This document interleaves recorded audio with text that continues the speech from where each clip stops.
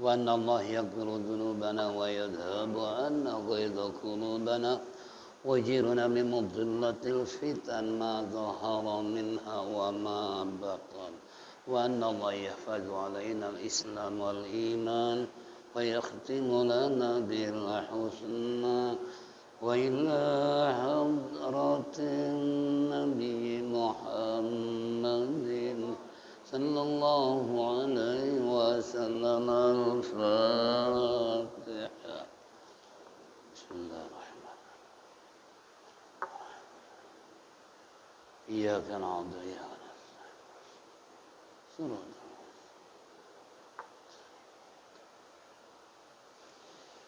يا ربي بالمصطفى بلغ مقاصدنا واغفر لنا ما مضى يا واسع الكرم.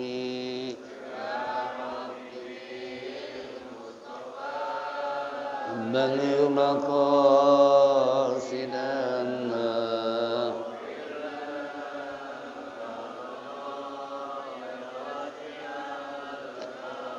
بسيد الخلق شمس الحق معتصم محمد خير معصوم ومعتصم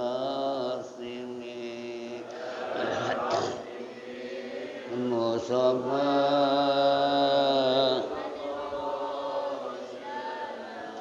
واغفر لنا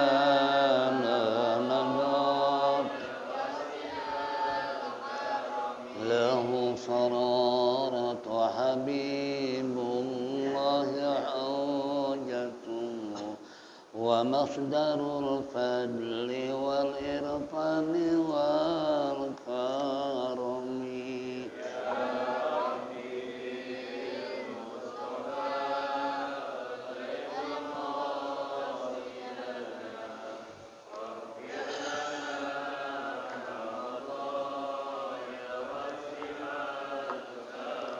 أصل الوجود وروح الكون بهجته زين الشمائل والأدب والشيم يا رب بالمصطفى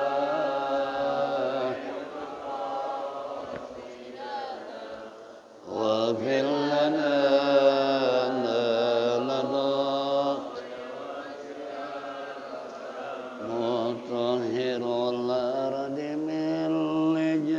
ومن درني من عبد وسن أو عبد صنمي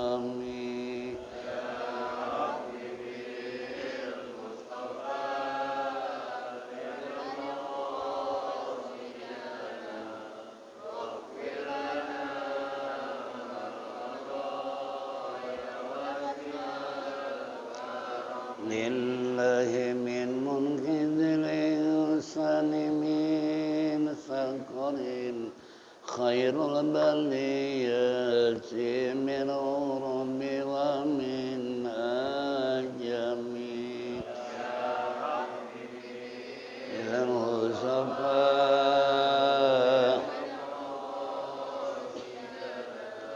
واغفر لنا ما مضى اللهم صل وسلم وبارك عليه. معاشر المسلمين والمسلمات رحمكم الله. Alhamdulillah rabbil alamin wassalatu wassalamu ala asyrafil mursalin سيدنا وشفيعنا ومولانا محمد وعلى آله وصحبه أجمعين. أما بعد فإن أصدق الكتاب الله خير الحديث هدي سيدنا محمد صلى الله عليه وسلم وشر الأمور محدثاتها وكل محدثة بدعة وكل بدعة ضلالة وكل ضلالة في النار. وقال المصنف رحمه الله تعالى وأدم النفع به وبعلومه في الدارين آمين. وقال Ma'asyiral muslimin wal muslimat rahimakumullah. Kembali ungkapan puji syukur kita terlebih dahulu kehadirat Allah Subhanahu wa taala atas segala rahmat dan nikmat yang diberikan kepada kita sehingga sampai saat ini kita masih duduk bersimpuh bersama-sama di tempat yang mulia dan sekaligus bisa bersilaturahmi. Tentunya harapan kita mudah-mudahan apa yang kita lakukan semua ini mendapat ridha Allah Subhanahu wa taala, taufik dan hidayah, rahmat dan inayah selalu menyertai kehidupan kita sehingga kelak mati husnul khatimah. Amin ya rabbal alamin. Baiklah hadirin jamaah rahimakumullah, kembali kita akan membuka apa yang terkandung dalam kitab Al-Jawahirul Kalamiyah fi idahi aqidatil islamiyah. Apa bacaan?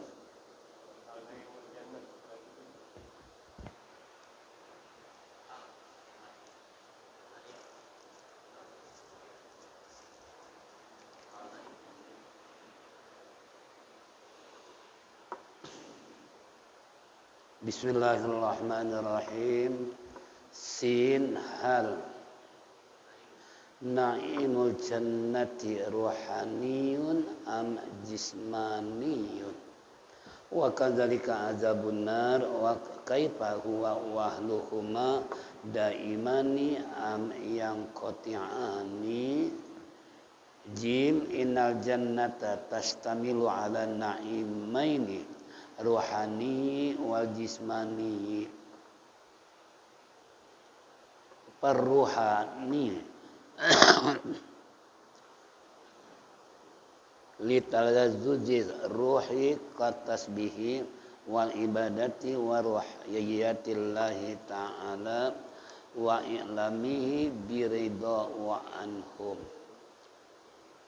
Wal jismaniyo litalazzuzil jismi kal akli wa syurbi wan nikahi wan naru tastamilu ala al-azabil jismaniyin wal adabir ruhani wa na'imu wal adabu fihima daimun la yanqati'u abada wahluhuma khaliduna fihima wa huma mawjudatanil ana wallahu alam bisawab.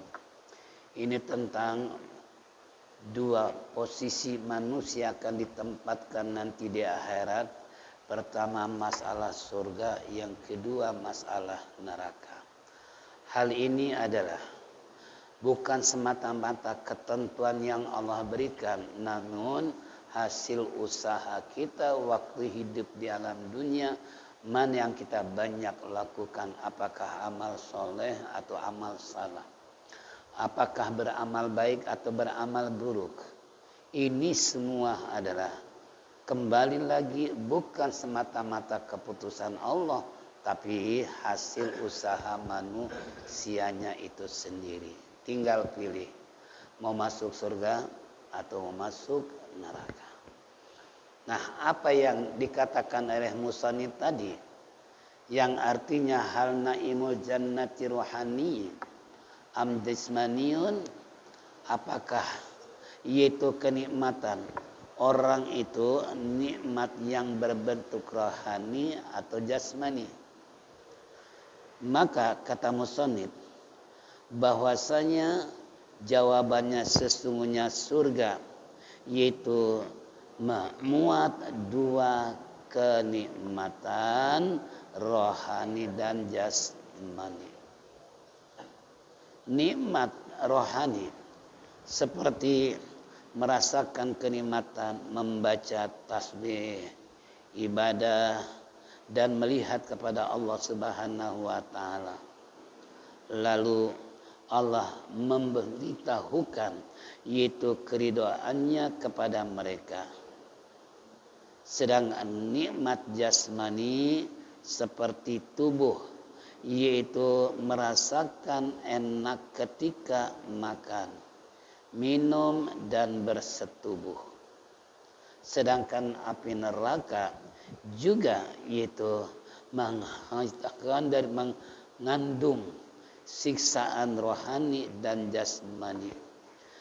Kemudian kenikmatan dan siksaan di surga dan neraka selama-lamanya. Tidak akan putus, penghuninya akan kekal. Sedangkan surga dan neraka telah ada sekarang. Jadi bapak-bapak, ibu-ibu hadirin jamaah rahimakumullah, surga sudah ada sekarang. Kenapa Allah jadikan sekarang?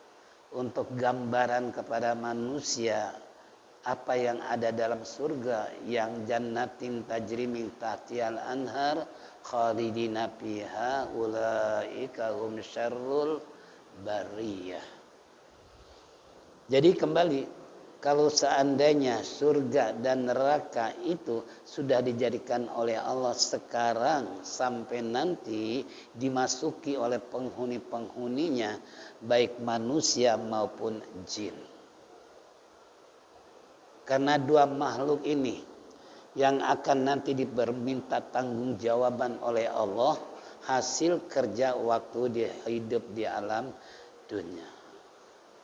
Seiring dengan ayat wa ma khalaqtul jinna wal insa illa liya'budun. Tidak kujadikan jin dan manusia melainkan ibadah kepadaku. Ini lamnya lam lil hikmah, artinya hikmahnya tujuan Allah jadikan manusia dan jin supaya ibadah. Nah, dengan ibadah inilah, dengan ini istilahnya enggak ibadah, surga dan neraka sudah disiapkan. Dan yang kedua, surga neraka adalah hal yang gaib. Kenapa Allah gaibkan? Tidak mau diperlihatkan kepada manusia. Orang beramal soleh surga, beramal soleh neraka. Sebab kalau surga neraka sudah dikasih tahu kira-kira apa yang dilakukan manusia. Beramal soleh atau beramal salah. Beriman atau kafir. Saya yakin kalau surga sudah dikasih tahu, nggak ada di dunia ini orang kafir, orang munafik, orang yang tukang bohong, berbuat zolim dan sebagainya. Kenapa? Karena semua pasti manusia pengen masuk surga. Kalau surga sudah itu kan? Kenapa neraka dirahasiakan? Seandainya manusia udah melihat neraka kayak begitu, kira-kira orang ada nggak yang masuk ke neraka? Jangankan tukang ibadah, tukang beramal soleh, preman termasuk orang kafir pun, saya yakin kalau siksaan neraka kayak begitu, saya yakin mereka pasti akan beriman dan ibadah kepada Allah. Makanya oleh Allah dirahasiakan kayak apa surga dan neraka, tapi gambarannya sudah dijelaskan oleh. Tinggal kembali mau yang mana? Surga atau neraka? Kira-kira maunya yang mana? Pasti kencang ngomongnya surga, tapi pantas enggak? Belum pantas. Kenapa saya katakan antara pantas atau belum tidak? Ya karena kita merujuk dengan sejarah siapa? Yaitu Abu Nuwas, yang beliau adalah seorang abid, ahlul ibadah. Tiada pernah istilahnya enggak bangun di waktu malam, enggak pernah puasa di waktu siang. Tapi beliau mengatakan dalam syairnya, itulah ilahi lastulil firdau si ahla wala aqwa ala naril jahini fahabli taubatan waghfir dzunubi fa innaka ghafiruz dzambil azim. Wahai Tuhanku, tidak pantas kalau saya masuk surga Firdaus, tapi saya enggak bakalan kuat kalau masuk neraka jahim. Padahal dia seorang abid. Tiada satu detik pun, satu menit pun, jam dan seterusnya melainkan zikir kepada Allah, tapi merasa dirinya belum pantas masuk surga. Kalau kita malamnya tidur, siang juga tidur, zikirnya juga, tapi ambisi pengen masuk surga. Tapi mudah-mudahan pantas nggak pantas pantesin. Cuman itu doang harapan. Ya, karena jujur aja kita. Kalau berbicara masalah dosa dari hari ke hari, udah kayak atap tumpukan dosa. Yang saya bahas kemarin, dosa mata, dosa mulut, dosa telinga, dosa kaki, dosa tangan, tidak ada satupun yang lepas dari perbuatan dosa dari hari ke hari. Nah, kalau udah begitu, kira-kira pantas nggak masuk surga? Nah, itu dia yang perlu kita perhatikan, gimana supaya pantas, gitu kan? Nah, tunjukkan kepada Allah. Kita harus benar-benar senantiasa melaksanakan segala perintah Allah, menjauhi segala larangan Allah. Itu kuncinya di situ. Bahkan Allah mengatakan, wa man kana yarju liqa'a rabbih falyamal amalan shalihan wa la yusyrik bi ibadati rabbih ahada. Itu di penghujung surat Al-Kahfi sudah dijelaskan oleh Allah. Barang siapa ingin ketemu dengan Allah, maka dua syaratnya. Amilah sholihan, dia beramal soleh. Yang kedua, ibadah kepada Allah tidak sambil mempersekutukan Allah. Itu janji Allah kalau ingin bertemu dengan Allah. Sedangkan Allah kan gak mungkin ada neraka. Adanya di mana? Di surga. Kenikmatan yang paling indah, kata baginda Rasulullah, tidak ada kecuali bisa bertemu langsung dengan Allah. Kalau sekarang kita sebut-sebut nama Allah, gak pernah kita dipertemukan, karena Allah adalah laisa kamitslihi syai'un. Allah tidak berbentuk. Contoh aja, jangankan ketemu dengan Allah di surga. Bapak setiap hari menyebut nama Ka'bah. Nggak mungkin nggak nangis ketika berhadapan dengan Ka'bah. Saking apanya? Harunya, rindunya yang selalu kita sebut Ka'bah, tapi belum pernah lihat. Begitu kita umroh atau haji, langsung kita tawaf mengelilingi Ka'bah 7 kali sa'i tahallul, nanti zuhur, asar, maghrib, isya, subuh ketemu lagi dengan Ka'bah, tapi nggak pernah jenuh. Kenapa? Disitulah rahasia Allah. Nggak ada yang nggak nangis kalau udah melihat Ka'bah. Nggak percaya? Datang sendiri. Kalau nggak percaya, walaupun berkali-kali, walaupun berulang-ulang, malah kepenasaran manusia. Satu kali kita haji, satu kali kita umroh, itu belum merasakan nikmatnya memandang Ka'bah. Makanya orang terkadang penasaran, pengen haji, pengen umroh. Walaupun saya bilang, ketika kita membahas kitab Al-Idhah fi Manasikil Haji oleh Mu'alim, itu minimal 5 tahun sekali, gitu kan? Supaya jangan setiap tahun, khawatir timbul arogan tadi. Ya, nah ini kembali, itu surga. Nah, bagaimana kalau posisi neraka tadi? Sedangkan penjelasan musannif, yang masuk ke surga neraka bukan rohnya saja, termasuk badannya. Makanya ikhtilaf ketika Allah mengisra mi'rajkan Nabi kita Muhammad SAW, ada dualisme. Ada mengatakan cuman rohnya doang, ada mengatakan tunan jasmaninya doang, tapi yang ketiga ada mengatakan antara jasmani dan rohani. Dengan ayat Subhanallazi asra bi'abdihi. Ini makna bi'abdihi, seorang hamba yang diberjalankan di waktu malam dari Masjidil Haram ke Masjidil Aqsa. Nah, kalau cuman rohnya doang, lalu buat apa buruk? Ya, buat apa binatang buruk yang Allah ambil dari surga untuk membawa Nabi kita Muhammad SAW? Kalau rohnya doang, kira-kira perlu nggak kendaraan? Kan nggak perlu.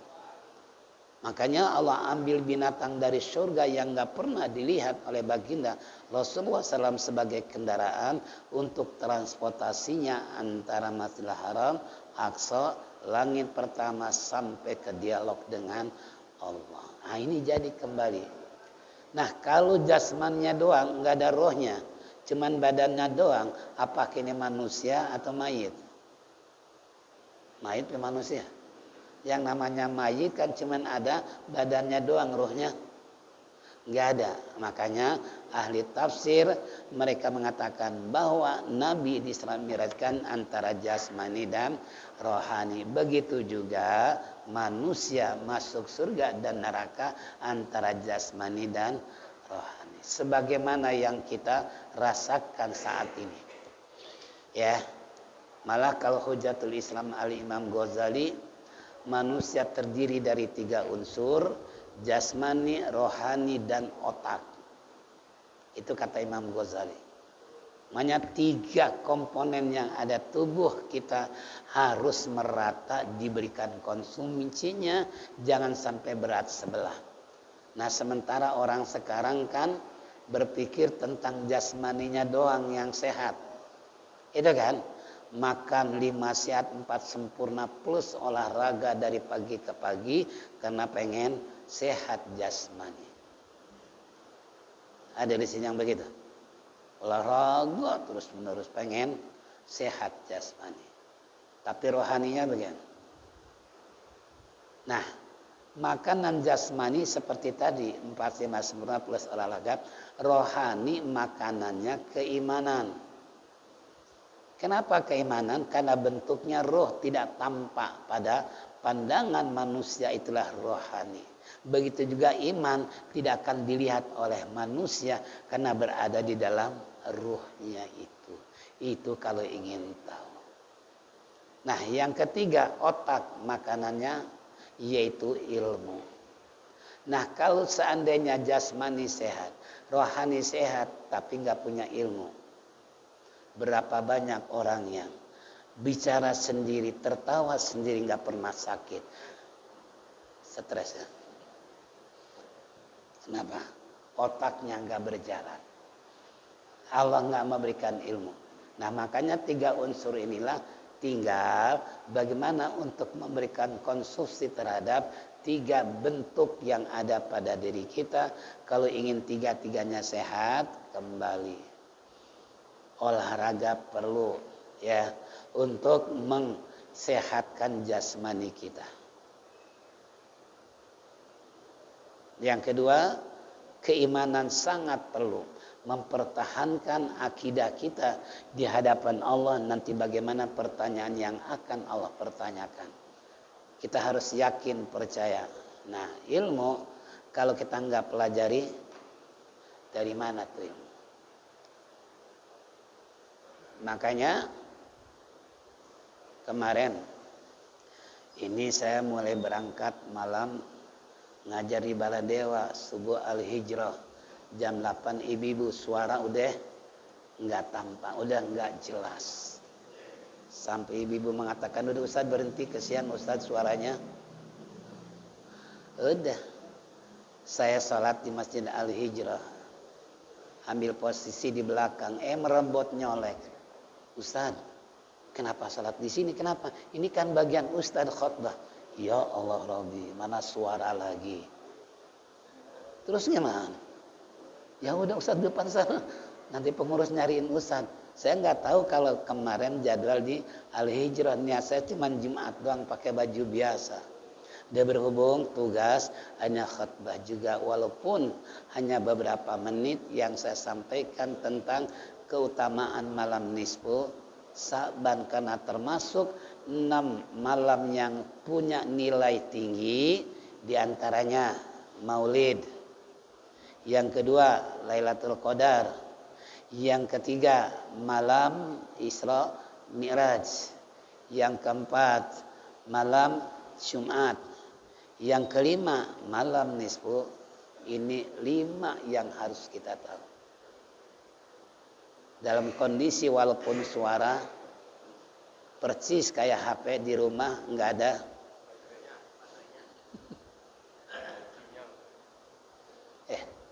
habis Jumat harus ngajar ke Cempaka Putih.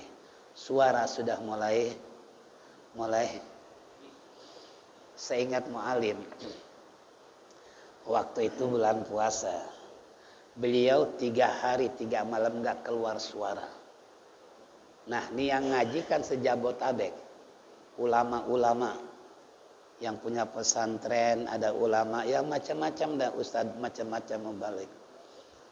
Beliau ketika keluar dipapa oleh jamaah duduk.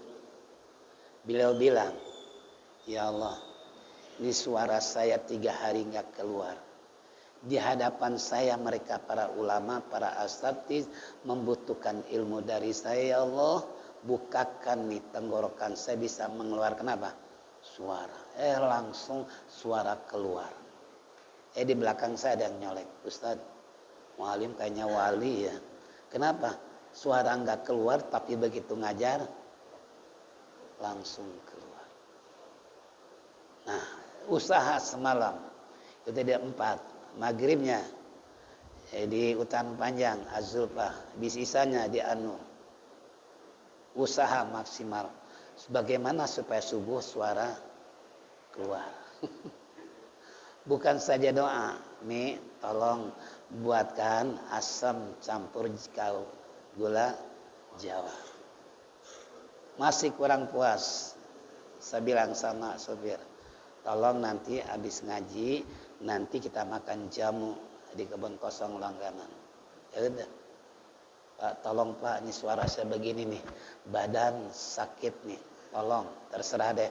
Ini merupakan syariat kita untuk kembali tadi, ya alhamdulillah. Tahu-tahu ketemu Ustaz Hali, minum jamu juga sama, dia sakit pinggang, ini macam-macam.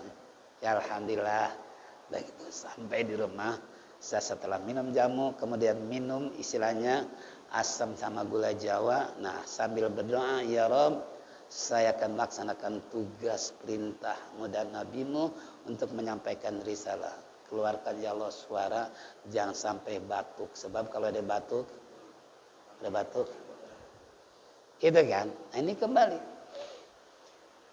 Jadi kita sebagai hamba Allah yang lemah dalam pandangan Allah, yang khuliqal insana du'ifa, kami jadikan manusia lemah dalam segala-galanya. Nah kembali tadi kalau kita mengingat jasmani dan rohani atau otak, kata Hujatul Islam Al-Imam Ghazali, harus ada keseimbangan ketika kita menyuguhkan 3 hal tadi. Jangan sampai badannya doang sehat, rohaninya sakit, otaknya cerdas. Kira-kira gimana? Atau badannya sakit, rohaninya sehat, otaknya cerdas. Atau yang ketiga, semuanya sakit. Atau semuanya sehat. Kira-kira maunya yang mana? Kan harus ada kata keseimbangan gitu kan. Ini kembali mengenal surga pun sama kata musonib. Seiring dengan ayat yang saya katakan dalam surat Al-Kahfi tadi. Kalau ingin bertemu dengan Tuhannya, maka 2 amal yang dilakukan. Pertama beramal soleh. Yang kedua ibadah jangan sambil mempersekutukan Allah. Apalagi termasuk malam nisfu Saban.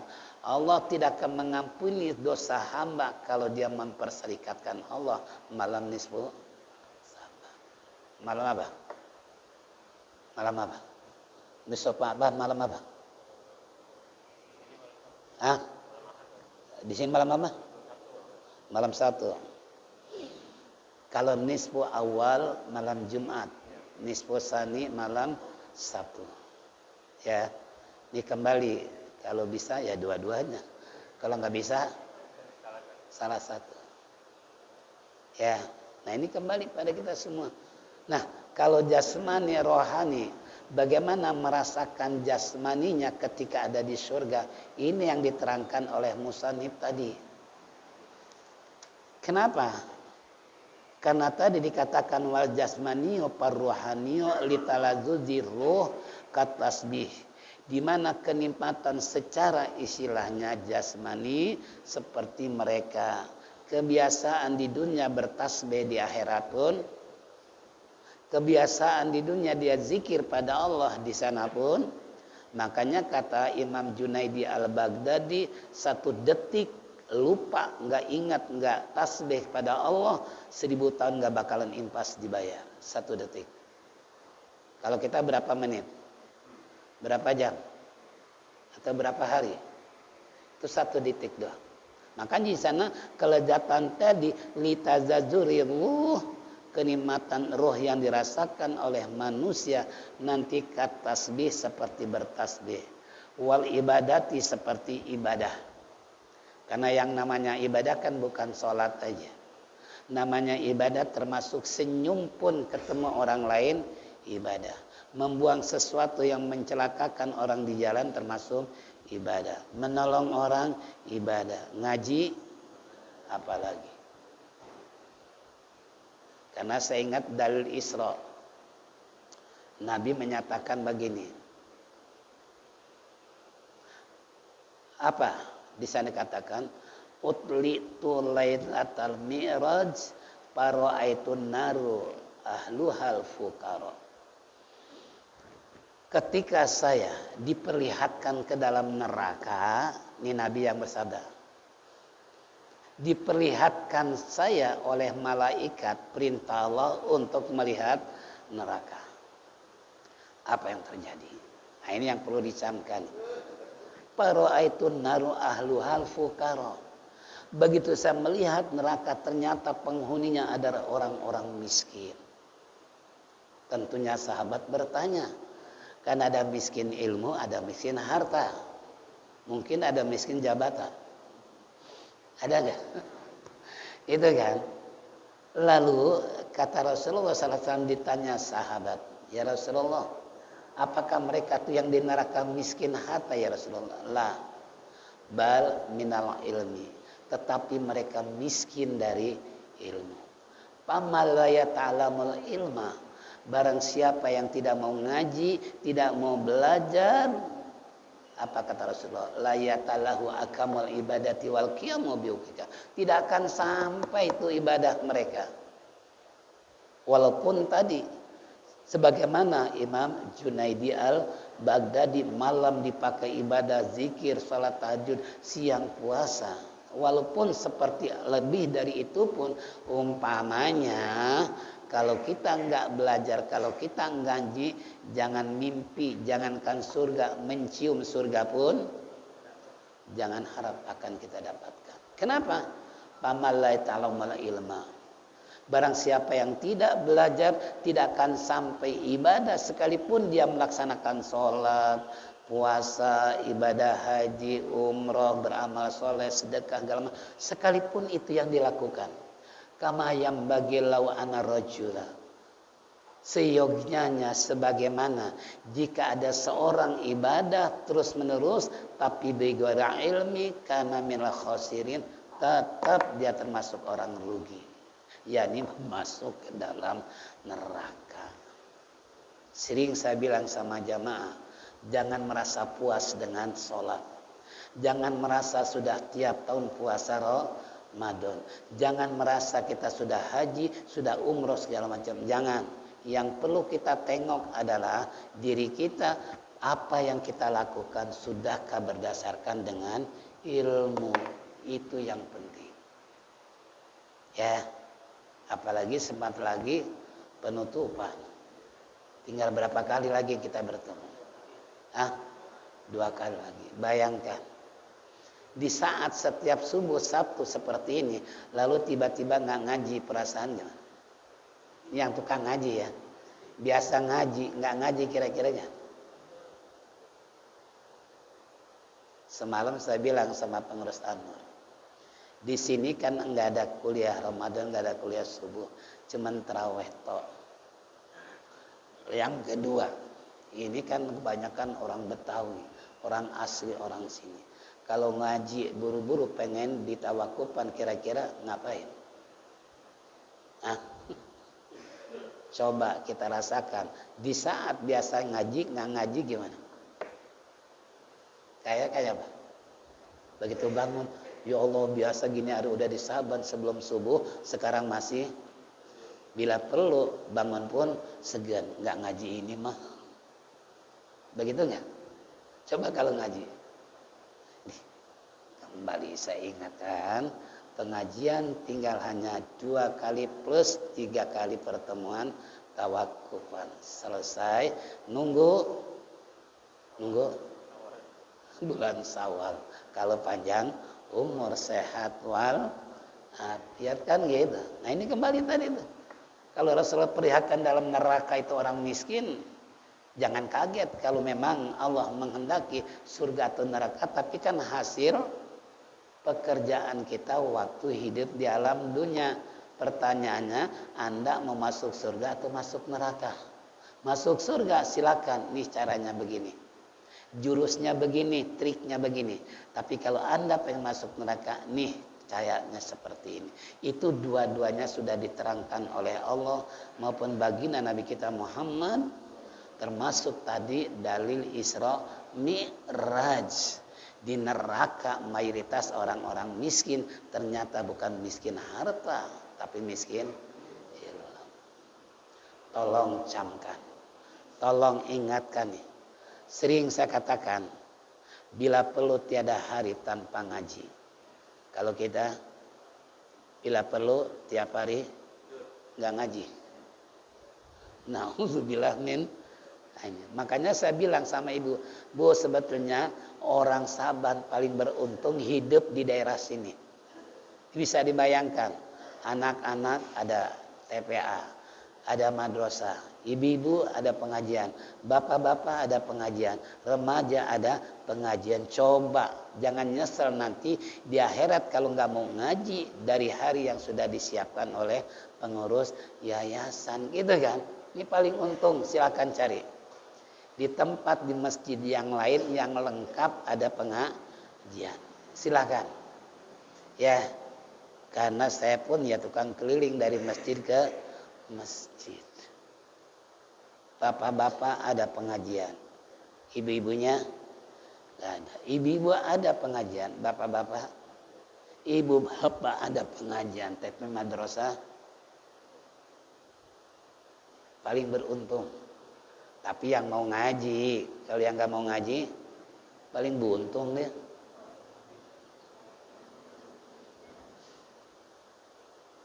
Loh, kenapa? Ini saya nanti mungkin dijelaskan lebih jauh penutupan.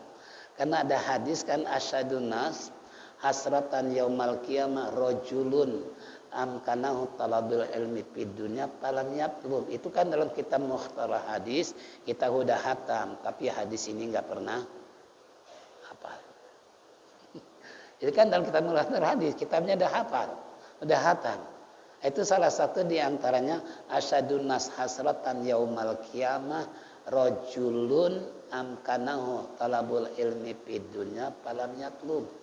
Yang paling nyesel manusia sekeras-kerasnya penyesalan, orang laki-laki atau orang Islam yang bisa ngaji, tahu ada pengajian tapi nggak mau. Nyesalnya kapan? Di akhirat. Nggak percaya, mati duluan. Percaya nggak? Nah kalau percaya, berarti setiap ada pengajian harus rapat dengan para ulama, dengan tuan guru, kalau ingin selamat dunia dan ini salah satu. Insya Allah nih. Makanya kelezatan di akhirat nanti secara rohania mereka bertasbih, tidak ada ucapan kata-kata kotor, tidak ada ucapan yang sia-sia nanti di surga. Ucapannya hanya memuji Allah Subhanahu wa ta'ala dan ibadah. Yang ketiga, wa yurratillahi ta'ala, bisa melihat Allah langsung dengan mata kepala. Karena itu janji Allah sendiri. Kayak apa? Sebagaimana saya bilang tadi, kita lihat Ka'bah aja haru, nangis, nggak pernah mata air berhenti. Kenapa? Saking, apalagi waktu tawaf wada berpisah. Ya Rabb, jangan kau akhiri pertemuan saya dengan Ka'bahmu ya Allah. Jika kau berkenan ya Allah, anak cucu saya jamaah Sa'ban Saya doain jamaah sahabat. Tinggal nyangkut enggak nanti. Jamaah Nur, jamaah Al-Mutakin, As-Solihin, Mutawadiin, wah macam asa Al-Mubarakah, At-Taqwa disebut jamaah, baik bapak-bapak maupun ibu-ibu. Nah, kenapa? Karena kita merasakan betapa luar biasanya memandang Ka'bah setiap detik, saat, nggak pernah merasa bosan.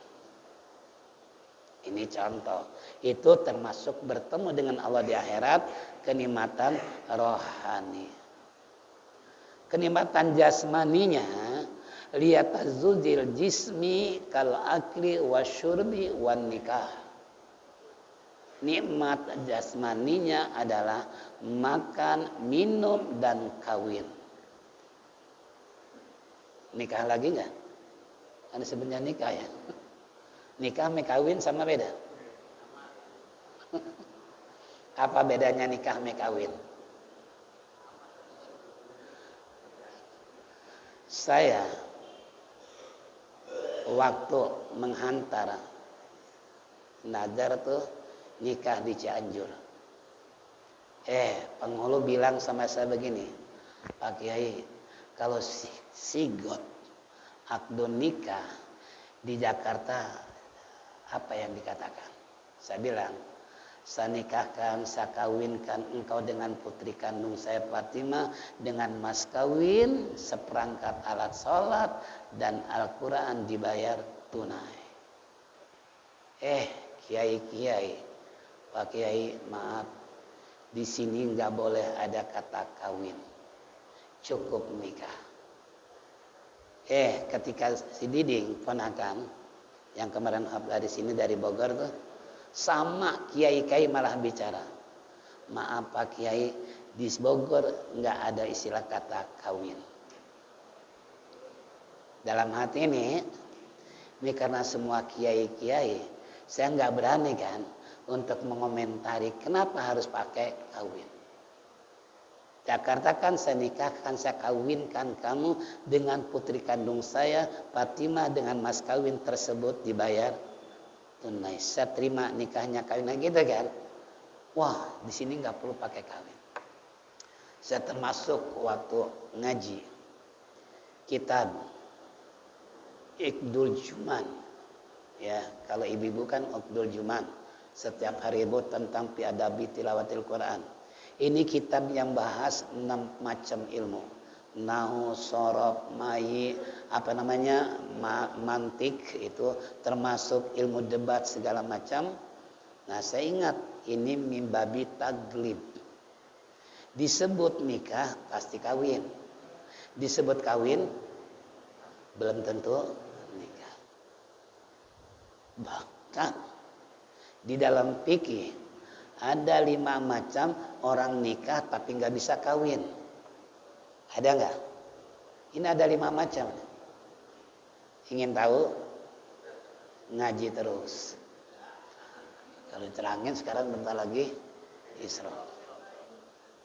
Itu kan? Kalau nggak percaya, ngaji terus. Orang bisa nikah tapi belum tentu bisa kawin. Orang kawin belum tentu nikah. Ya, ini contoh. Tapi sayang. Sebab kalau nikah 5 macam saya terangin, jam 1 baru selesai nih. Walaupun ibu bapak butuh dengan 5 ini supaya tahu.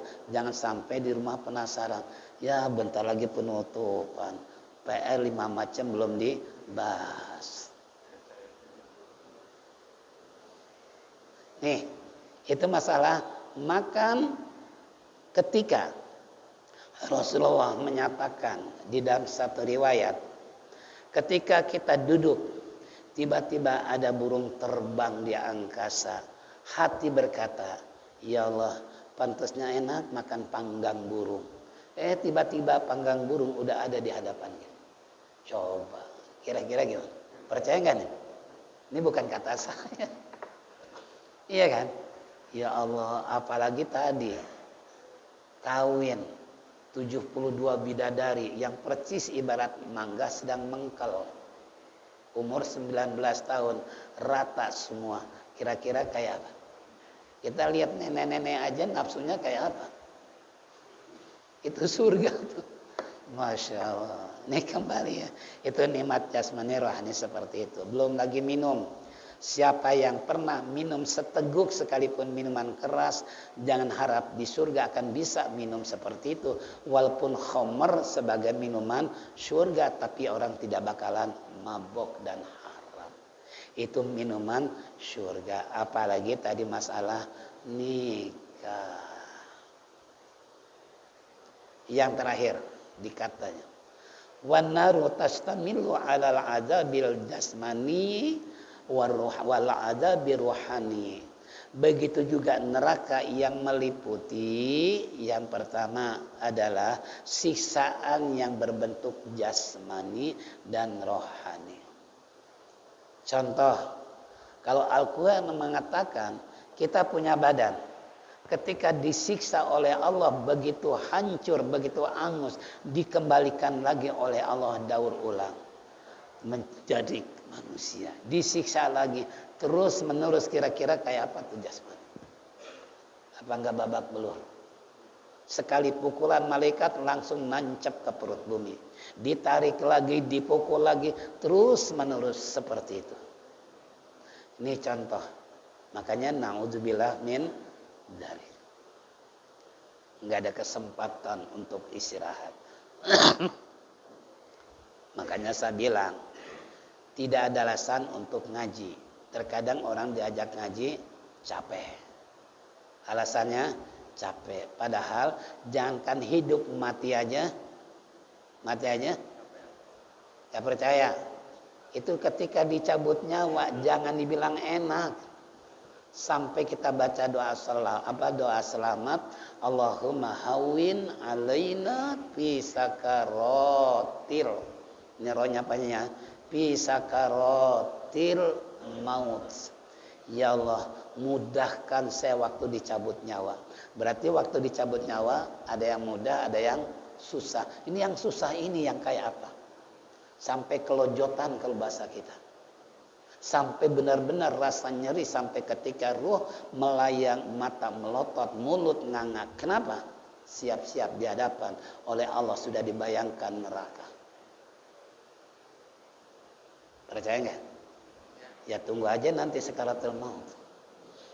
Makanya diajarkan suruh baca Allahumma hawwin alaina fi sakaratil maut wan najata minan nari wal hisab, supaya dihindarkan dalam neraka ketika kita diperhitungkan oleh Allah. Itu doa selamat, itu baca ya. Ini siksaan jasmani dan rohani. Wa naimu wal adabu fihima, kenikmatan dan siksaan kedua-duanya daimun, selama-lamanya. La tangqati abada, tidak akan terputus sama sekali. Kalau di surga ya surga aja, di neraka neraka aja. Tapi bagi orang beriman kan ada dispensasi dari Allah, bisa dari neraka masuk ke dalam surga. Tapi ibarat cucian, diapain dulu? Dimasukin, direndam. Kalau dulu digilas pakai B29 sabunnya. Karena dulu belum ada mesin. Kira-kira ya Allah, udah selesai diperot lagi. Ini diperot, direndam lagi untuk pembersihan. Setelah itu dijemur. Triknya matahari begitu cepatnya kering. Udah kering, disetrika. Udah kebayang belum kan? Ibarat dicuci pakaian, disiksa oleh Allah persis kayak nyuci pakaian. Ya kalau nggak percaya mati aja lah. Gampang aja kalau dalilnya. Jangan pakai logika, jangan. Pakai kenyataan. Kalau nggak percaya silahkan Anda mati duluan. Saya nanti belah. Kalau Ustadz mati duluan kira-kira gimana? Semalam saya ngajar di Tanbanya. Kata supir saya, Pak, doain Ustadz supaya sehat terus. Sebab kalau Ustadz mati nih siapa yang ngajarin kita nanti? Ya Allah. Saya bilang ibu-ibu setiap pengajian, Ustadz saya doain setiap hari Ustadz supaya sehat panjang umur. Kenapa? Sebab ngaji sekali aja, nggak ngaji kita rugi banget, bengong di rumah. Tapi kalau ngaji bukan hiburan aja gitu ya. Ini contoh. Jadi wa ahluhuma, penghuni keduanya tersebut khaliduna fihima, itu selama-lamanya dalam surga dan neraka. Wa huma mujadatanil an, bahwa surga neraka sudah ada dari sekarang, tinggal tunggu kemasukan hambanya, mau surga atau neraka. Nah, inilah hadirin tentang surga dan neraka. Tapi harapan kita mudah-mudahan Allah masukkan ke dalam surga, dijauhkan dari api neraka. Inilah hadirin jamaah rahimakumullah.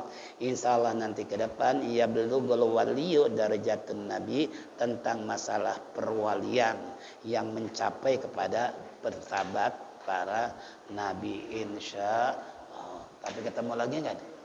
Enggak ya? Ya. Mari kita tutup. Terima kasih atas perhatiannya. Mohon maaf kekurangannya.